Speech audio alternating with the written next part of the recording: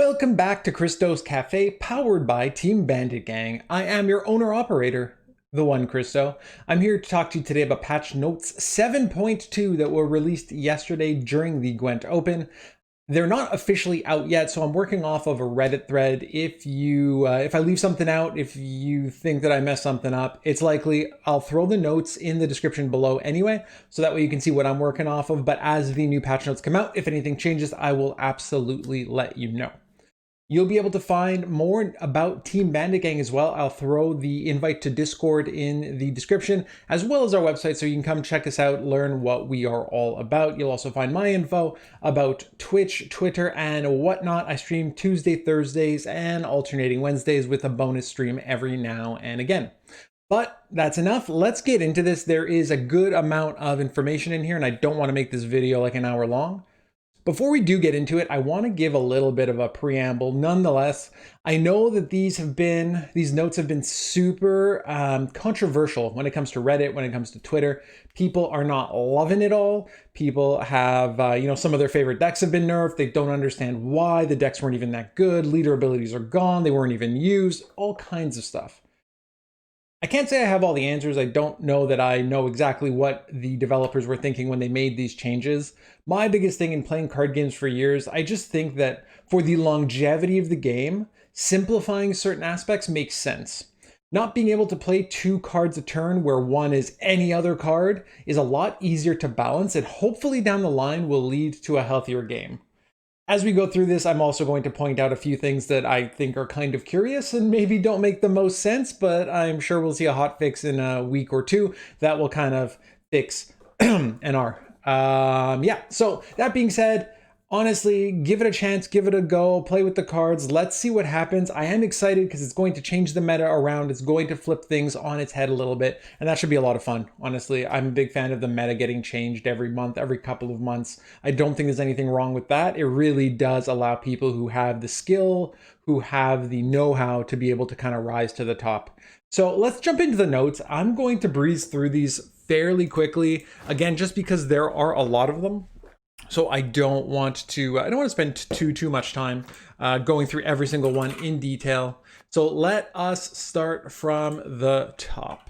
So in neutral cards, we've got Oneromancy that's getting nerfed essentially from 12 to 13 provisions. I don't think anybody is too surprised by this. Onero's in just about every deck that isn't playing Devotion, so it's quite powerful. It's used regularly. The extra provision makes perfect sense. The Iron Falcon Knife Juggler goes from 1 power to 2 power to give 2 random enemy units bleeding for 2 turns. Sure. So that's being changed. The Highwayman, damage an enemy unit by 1. If it has armor, damage it by 3 instead. That is going from power 3 to 4. A little more incentive. I mean, you're absolutely getting 5 points out of the 4 provisions, which I think is more or less standard for the most part. We've got Ciri dashes being changed, so that's not true at all. I lied, it's just Ciri.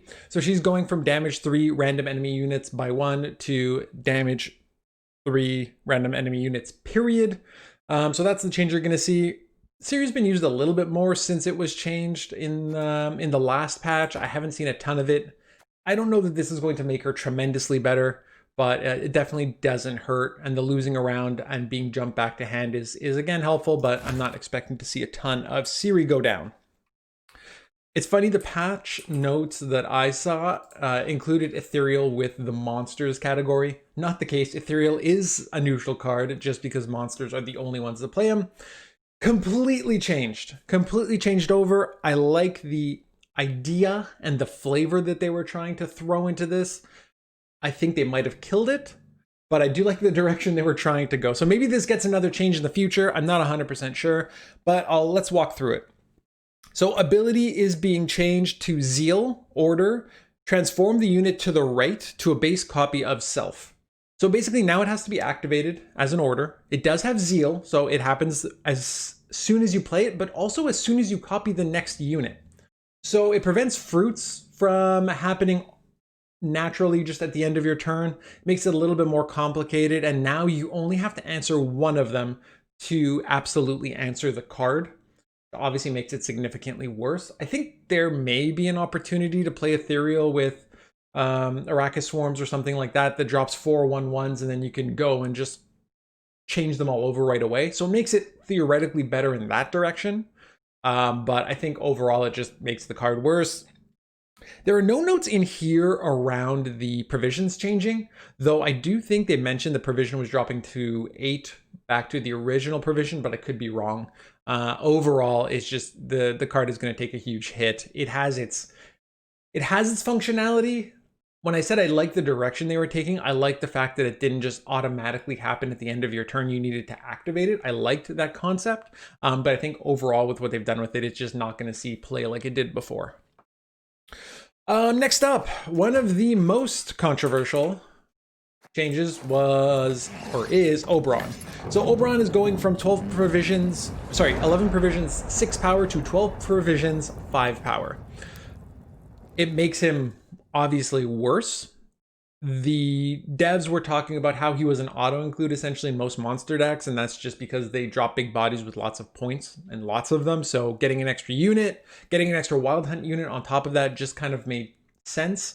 I don't know if they're trying to think proactively because they are changing some of the leaders to maybe favor some Wild Hunt synergy, but I don't know that the double nerf on this was necessary. They also did mention they're nerfing all evolving cards, so it's not just Oberon who's taken a hit, and they've obviously nerfed Harold before, and we're going to see some other nerfs coming up. Somehow Viraxis avoided that, but a little bit weird to me, not ideal, but again, let's see kind of how the Wild Hunt cards play out. Monsters took it the hardest on the chin, I would say. As we go through this, you'll kind of see why. So Alpha Werewolf, Immune Thrive card, 5 for 6. He's actually going up to 6 power, which kind of nifty. I've always liked Thrive. On 6, though, I don't love it. There was no other 5-point Thrive card, so it kind of fit him in nicely. Now he jumps to 6, which kind of conflicts him with the Catachan, so I don't love that interaction as much. Would have maybe rather them drop the provisions a bit. But in any case, it is what it is. So not much of a change there. Still don't know if he's going to see a lot of play because we aren't really seeing a lot of just straight up Thrive decks either at high levels. Caranthir, oh poor guy. So he recently got nerfed to spawn 1 copy of a base monster unit. Now he's actually going from 8 provisions to 9 provisions. I think the only deck we really saw him in was Kiki. And that's getting destroyed anyway, so I don't know exactly what the thought process was behind this card. I don't know why they're making that change again and making him a little bit more tough to play.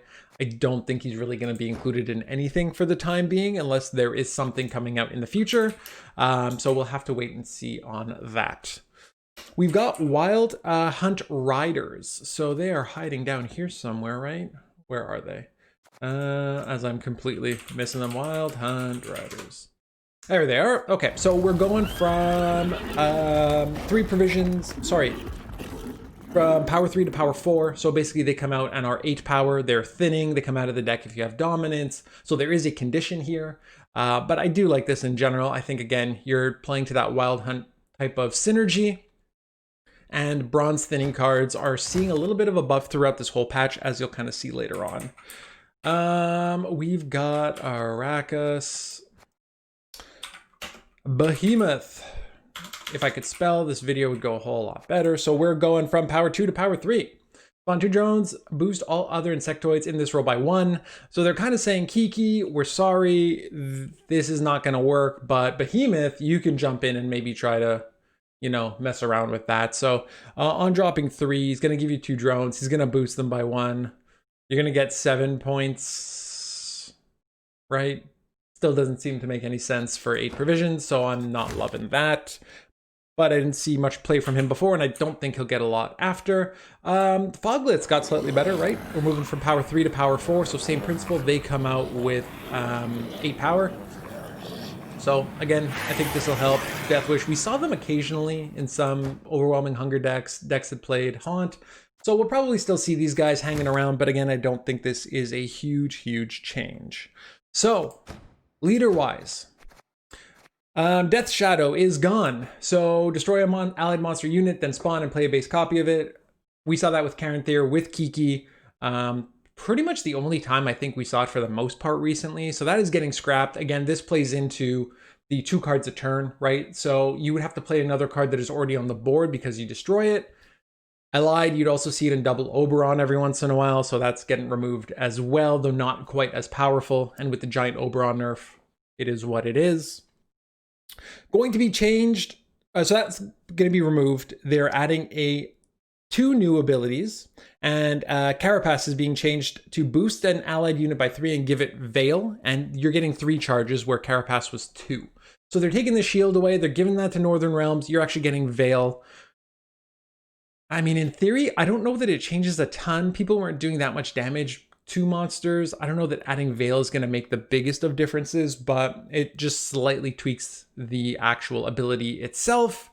Then we have Force of Nature. Spawn and play a Woodland Spirit, which is a 9 power relic. And that gives you 15 provisions, so it falls in line with, most of the monster cards. Just dropping 9 points from your leader. I'm again thinking maybe with Thrive that could be beneficial, having a 9-point card kind of always in your back pocket. You can drop and trigger a whole board full of Thrive, but I'm not expecting a ton out of that right now. I haven't seen many people talk about it either. The other new ability is White Frost. Move enemy unit to the other row and spawn Frost for 2 turns. 15 provisions for that one as well. For those of you unaware, you should have seen enough Frost by now, but if you're not aware, Frost, at the start of owner's turn, damage the highest power unit in a row by 2. So a big part of that is to help monsters go ahead and maintain that dominance. At the end of the day, I don't know how good that ability is going to be. I like the fact that we're going to have a leader that is going to spawn weather. I think it makes it more versatile. I kind of wish it was more like spawning it on both rows because that would get the Winter Queen out. So you have to figure out what you want to do. Do you want to use both charges at the same time, spawn on both rows, and then use the Winter Queen, have her come from the deck that way?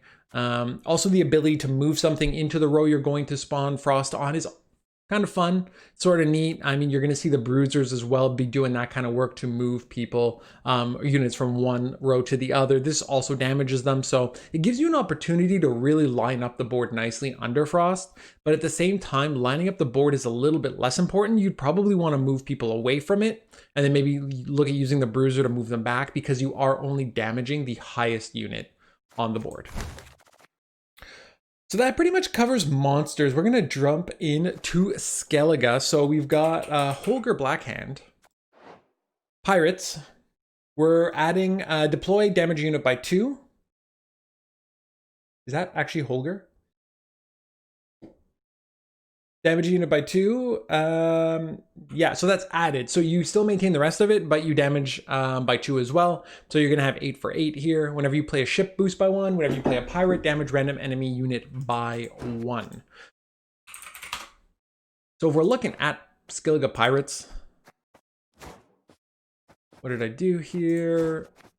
I selected Squaretel. That would be why. But if you look at Skellige Pirates, you have some options here, right? There are quite a few of them. They didn't get much other pirate support really, so that's kind of the challenge, I find.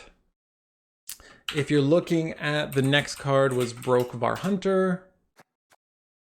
Damage a unit by 1, cooldown 2. Whenever you discard a card, cooldown by 1. They changed that to whenever you play a beast, so more beast synergy. You'll see why, because they did change the discard leader, so that will be shown in a moment. The more interesting one, the Greatsword. I'm actually a fan of this. I know a lot of people aren't. They think it got nerfed to shit. I kind of like it though. So what they've done here, kept it at 6 provisions. It's now 10 power card. Deploy, damage self by 5. Whenever an enemy takes damage, heal self by 1. So it's no longer on the opposite row. It's no longer row locked. It happens anywhere, and it boosts back up to 10. First off, it's 5 on deploy. A little bit more difficult to remove.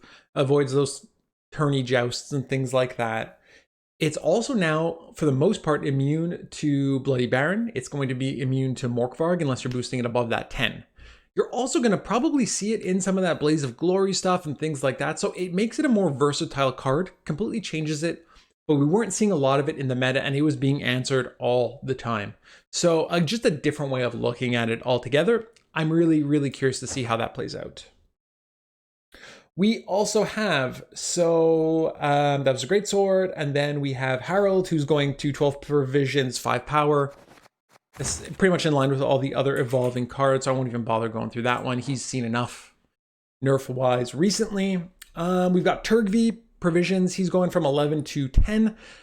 Give an enemy unit Rupture, right? They changed this. They changed how Rupture worked. For me, the 11 going to 10 is good. I'm not sure it's enough because I do think it's good. I think, you know, dropping it down to maybe like 9 or something would be better. But we'll see how he reacts at 10. He was seeing a little bit of play recently. You know, putting Rupture on things like Goliath, putting Rupture on, you know, Fury is so common. So putting it on the Fury leader makes a big difference. But I don't know long term if 10 provisions is enough for it to see him see a lot of play. Blood Eagle went from provisions 11 to 12. I mean, Blood Eagle, I think, is fairly commonly seen as the most popular Echo card, so that makes perfect sense. Then we've got Berna, who is gonna get 1 extra power, so she's going from 5 to 6, draw 2 cards, then discard 2, and the Skirmisher as well is going from 3 to 4. When discarded, summon it to your melee row. It's interesting that they are buffing those 2 cards, because then when we go and we take a look at Skellige and we look at Sacrificial Vanguard, it's gone. So they're actually removing this ability. The discard ability, which I thought was interesting because it's not played that often. It doesn't seem overpowered at all. So it's interesting that they're doing that, but then they're buffing Berna and the Skirmisher. So I guess to try and avoid an awkward balance of just buffing the 2 of them and keeping Vanguard as a thing, they've done it this way. I'm not convinced I understand why, but it is what it is. They're getting 2 new abilities. So 1, Battle Trance. Spawn and play Marjoim. So let me go and show you guys what that does. So that is the damage unit by 3, boost by 9, 16 provisions for this leader ability, and whenever you play an alchemy card, heal a random ally by 1. So again, we're looking at healing. This theoretically now reads damage by 3, boost by 10. So boost by 7 overall, which I kind of like. Not convinced it's going to be hugely played, but it should be pretty interesting. Alchemy cards in general become a little bit difficult. Because there are not a truckload of them within Skellige. But you do have the interaction, right, with Getty. So I think there's maybe an opportunity there to play some Getty stuff and having Crow Mother in the deck. You also have the new ability Rage of the Sea. So spawn Rain on an enemy row for 1 turn and spawn a Siren on opposite row, 3 charges, only 14 provisions. So that took a bit of a hit. What I thought was interesting is if we're talking about Rain, at the start of owner's turn, damage 2 random units in this row by 1.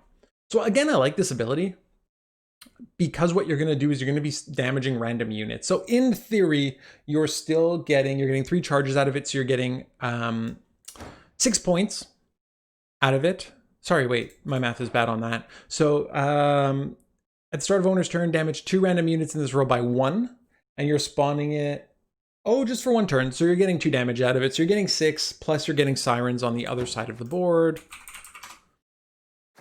That's not the Siren we're talking about. We're talking about the Fury Siren. It might just be easier to show you this way, right? So we're talking about, can't even show you it there either. Well, it looks like that can't be shown. So I guess it's because it's a token, but a Deafening Siren is essentially just, a 2-point unit. So you're getting 8 points out of 6 points out of that, 6 points out of your leader. It's 12 points.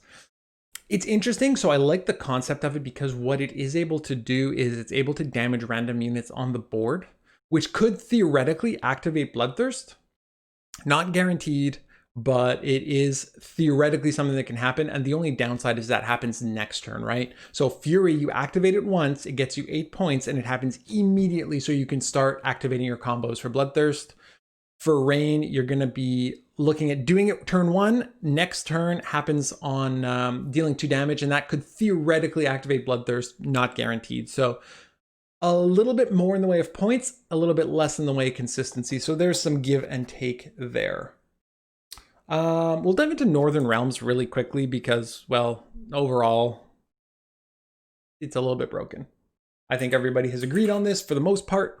You've got your Siege Master, which are getting a little bit of a buff, right? Oh no, I lied. So the change is now to order boost an allied unit by 2. And that is it. Oh, power change to 4. So get a little bit of a boost. You're getting 6 points for 5. Again, pretty standard there. And then you've got your pikemen,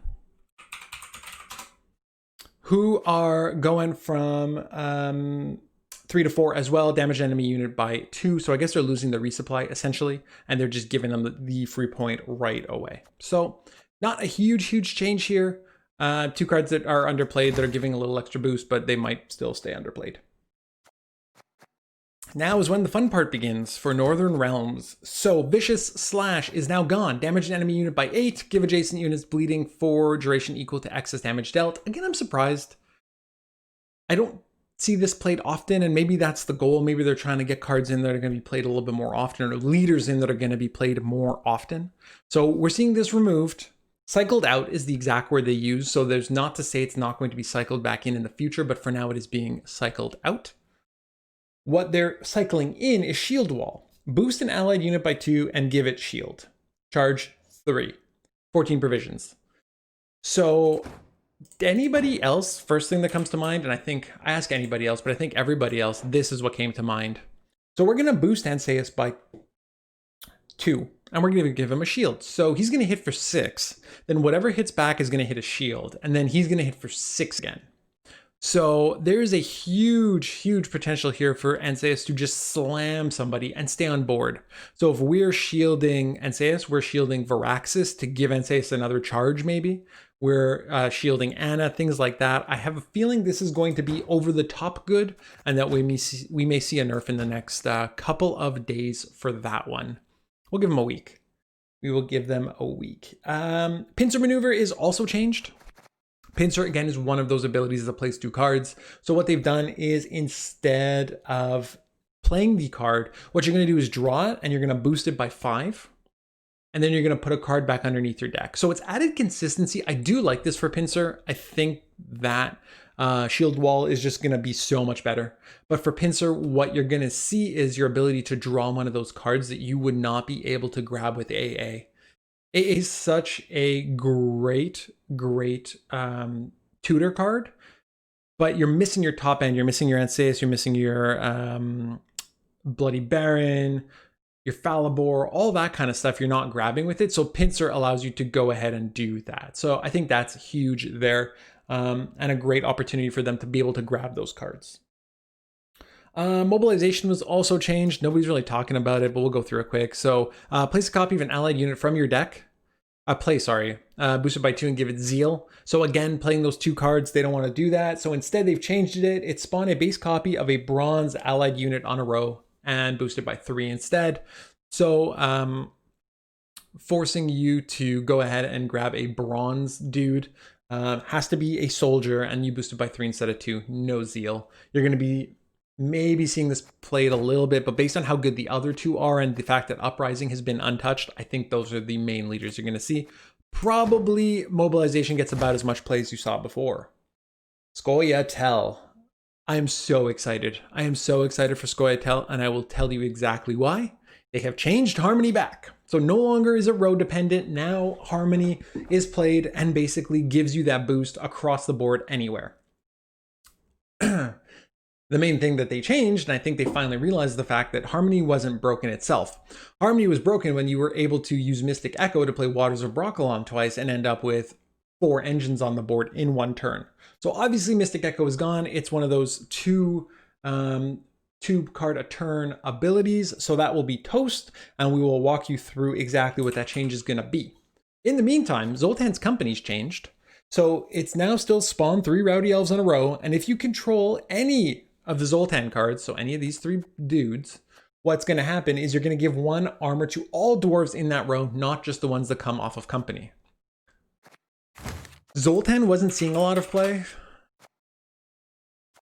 Any of them. Zoltan's Company wasn't seeing a lot of play, so I don't know that this is going to change a whole lot. but there's an opportunity for a few dwarf decks in there to actually come out and be kind of interesting. We've got Brigade that's changed from damage an random enemy by 2 to damage an enemy by 2. Just gives you a little bit more consistency. The Guardian, which I actually liked as a card, is moving from 3 power to 4 power. So again, gives you that 6 for 5 provision, plus Veil, plus Symbiosis. I actually like this a lot. It's tough to remove. Gives you damage, gives you Symbiosis, and is now 4 power. So that's going to be pretty decent. We'll probably see some play. I lied. So they made it slightly worse. They changed the deploy into an order. So it actually plays for 4 with the potential for 6 if it survives. Volunteers got changed. Again, we're talking about those bronze cards that summon. So Mahakam Volunteers go from power 3 to 4, and ability is no longer row restricted.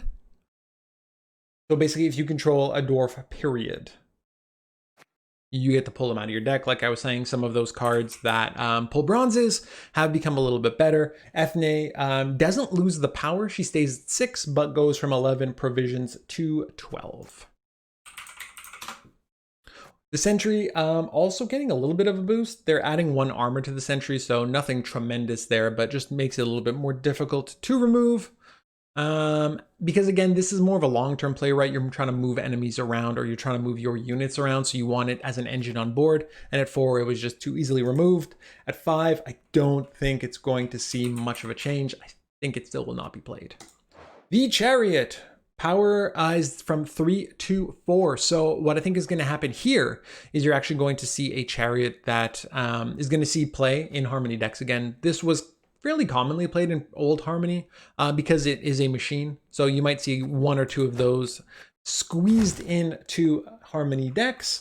And Bomber, which I was actually playing in my most recent mid-range elf deck, is now being buffed from 1 to 2. So again, you're getting 6 provisions actually, or 6 damage here for 4 provisions, assuming there's no armor or anything on the board. So kind of conditional there. Let's jump into Scoia'tael. Mystic Echo, our favorite. 12 provisions, play a Scoia'tael special card from your graveyard, is gone. So no more double Waters of Broccolon, but what they do have is Nature's Gift. So it's a leader ability that has a Symbiosis tag. That means anytime during the game, if you play a nature card, you're going to be spawning a Treant. You also have Give an Allied Unit Vitality 2. It's got 3 charges. I thought it was 2.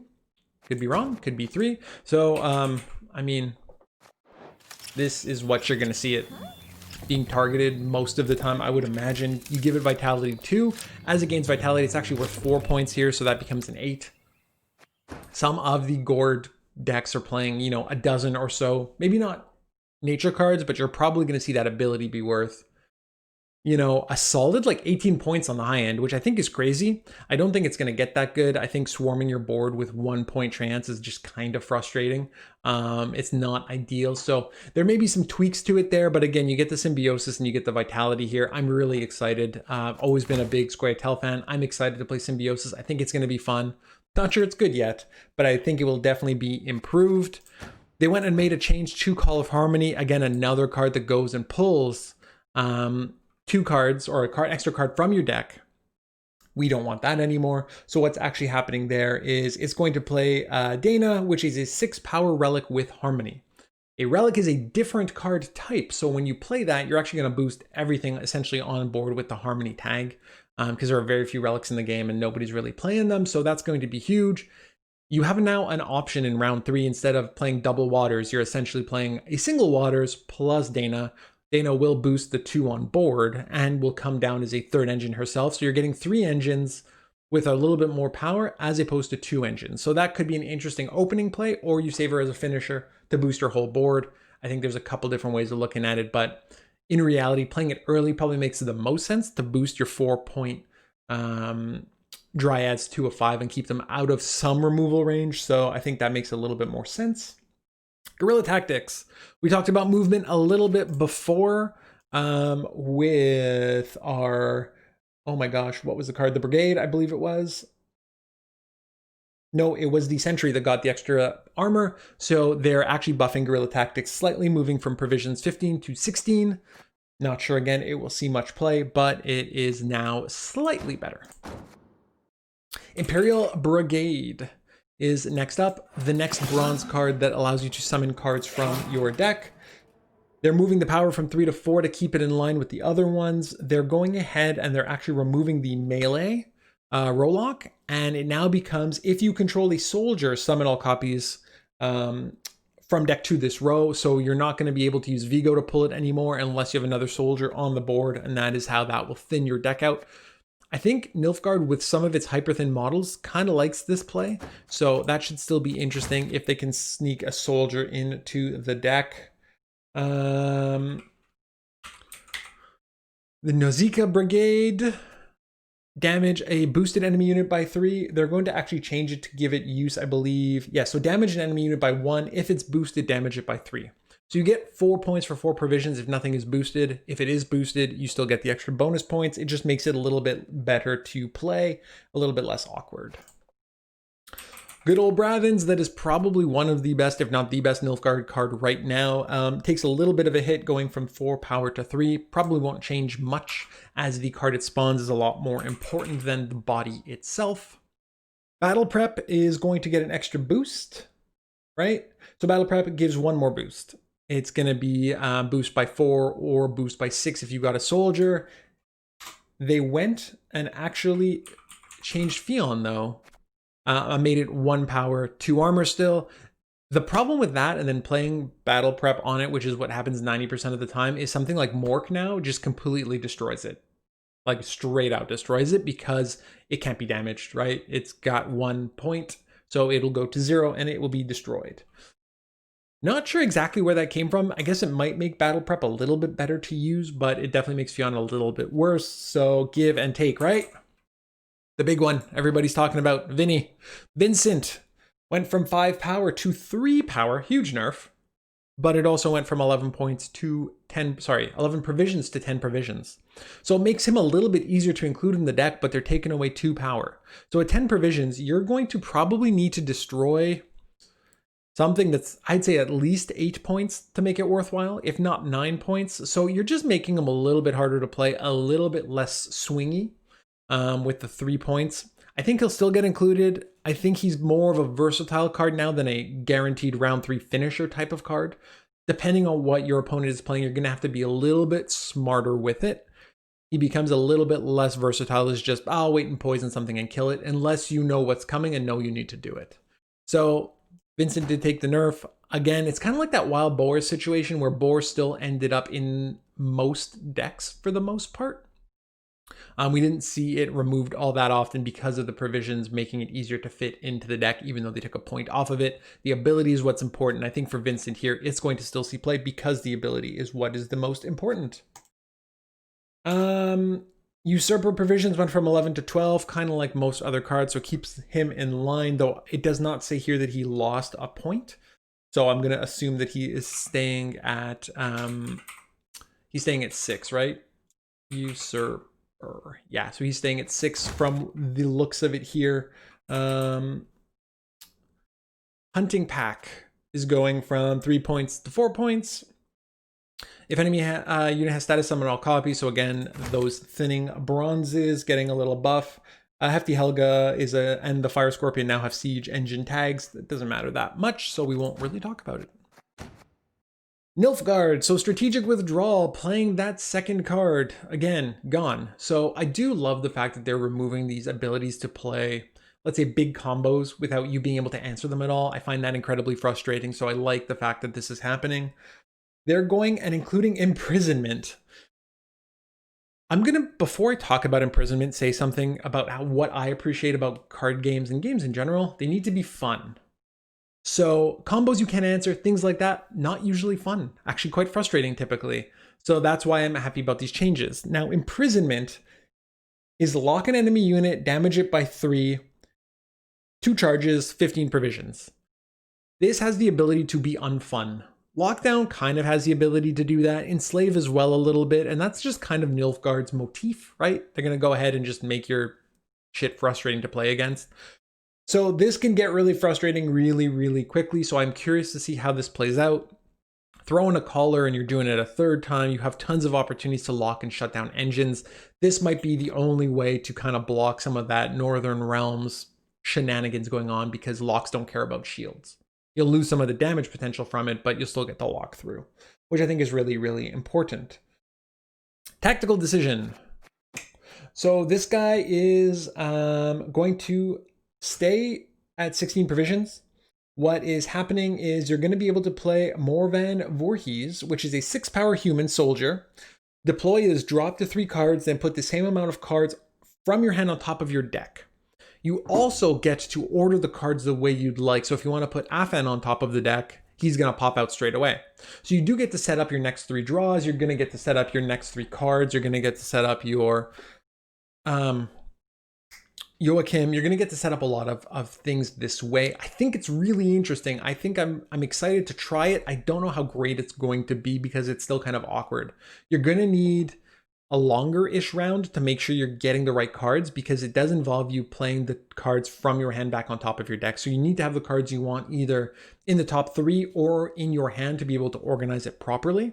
You're also going to be in a scenario where you're hoping to not have to use it to pray that you're drawing maybe one of those golds that you missed, because that puts you in kind of a crummy situation. So you need to be able to be organized. So I think this ability is going to take a little bit more time to think through and make sure that you're playing it properly. And I think it's going to really take advantage of a longer round where you can have a really nicely organized hand to be able to take advantage of it.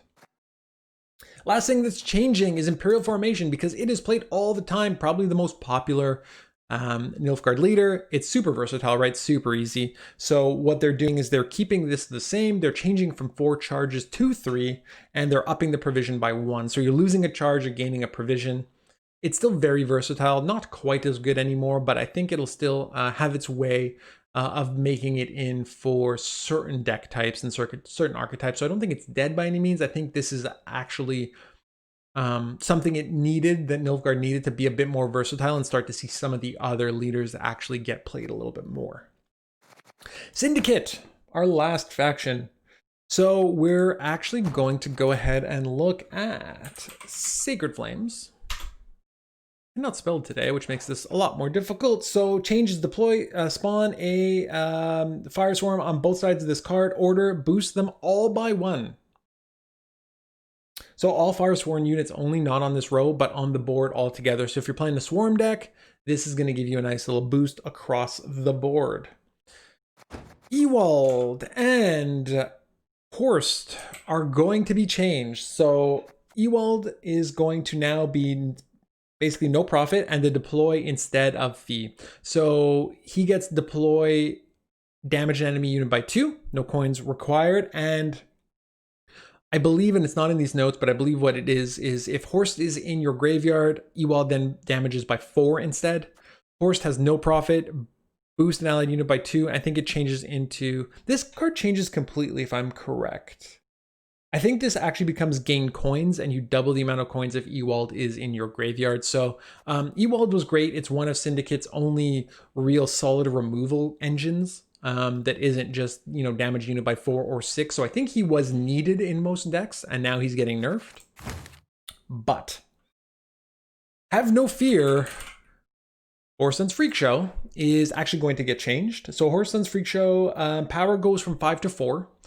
We'll be getting an armor, I believe, if I remember correctly, though I could be wrong. An ability change to profit 2, fee 2, melee damage enemy unit by 2. So basically Ewald. So they're going to keep their Ewald, they're going to keep their damage dealer. It's going to essentially be the same card, just changing the look of it. And I think that keeps some of the brotherly sort of flavor to it, and that makes a lot of sense. Cleric of the Flaming Rose is now actually a cleric, which makes perfect sense. When we go into abilities, Wild Card is gone. So playing a special card from your deck, no longer happening. What is going to happen is you are spawning a Sea Jackal on an allied row and gain 4 coins. Kind of interesting. Sea Jackal, of course, is a pirate because this is our theme for Pirates Cove, if that's not obvious to you, and it's an engine, so you're no longer worried about not drawing a spender because you have one with your ability. I think this has the potential to be really, really interesting because that's one of the big downsides of Syndicate. If you go into round 3, you've wasted some spenders, you haven't drawn your spenders, whatever the case may be, you're in a shitty situation, and I think this helps tremendously. So hopefully seeing this come through. will allow you to just have a little bit of a better round 3 or whenever you really need it to be able to go ahead and use a spender. So that is it. Those are the changes. They're fairly large. There's a lot going on, tons of leader changes, a few that I think might not last all that long. Quick side note, Varaxis, they mentioned, has gone ahead and not going to be changed right now, which is ironic because Varaxis is in a lot of different decks. Almost all of them that were at the open, I believe. So he's actually not getting nerfed right now. The devs specifically said, don't get used to it. So there's a good chance he gets nerfed in and not too long. Something else that they finally added and they mentioned during the patch discussion was that they're going to be changing this menu when you log in. So when I click play and I've played a game of seasonal, it's not going to kick me back and I'm not going to accidentally queue into ranked. See these 2 games I played with monsters in ranked? They were accidental queue-ins where I should have actually played Battle Rush instead. Ironically, my seasonal deck did win one of those, which shouldn't have happened. But basically, if you click your seasonal game, you come out of it, it defaults back to seasonal. So if you just click the button again, you're going into the right game mode. Big lifesaver for somebody like myself who doesn't always pay attention and ends up in the wrong game mode from time to time. Thank you guys so much for tuning in. I know it was a lot of information. I wanted to try and cover it as quickly as possible, so sorry if I rambled. But if you enjoyed this video, please hit the like button. Hit the subscribe button as well if you want to be notified. I'm going to continue to release these. Like I said, if there is something that changes in the actual patch notes, let me know, because I'll absolutely make another video and talk about that as well. And you'll get notified if you are following me and subscribed to me. So check me out on Twitch. Come bother me on Twitter. Let me know what you think. I could be, have my head up my ass when it comes to some of these comments, but this is just kind of how I'm seeing it, reading it off of a Reddit post, having watched the video yesterday. So keep me posted. I would love to hear from all of you. And at the same time, I'll continue to put these out. But until then, until next time, have fun with these new leaders. I'm going to be playing a ton of Scoia'tael on my stream tomorrow night, Tuesday night. So come check that out if you enjoy Scoia'tael. If not, have fun with the patch. Heads up, be positive, and I will see you all very soon. Oh, what a lovely tea party.